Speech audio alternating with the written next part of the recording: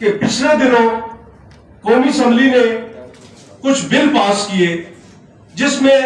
غریب عوام کے بارے میں سوچنے کے بجائے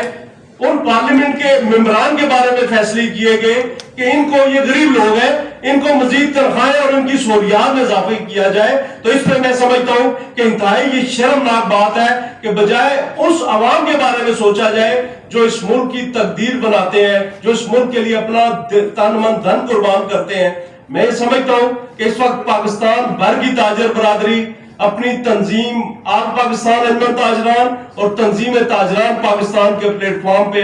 متحد ہے، متفق ہے.